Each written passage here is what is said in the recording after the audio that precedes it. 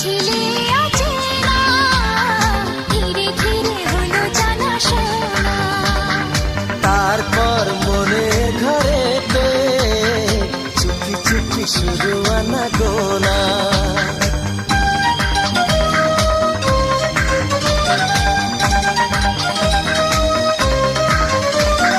প্রথমে ছিলে অচেনা, ধীরে ধীরে হলো জানাশোনা।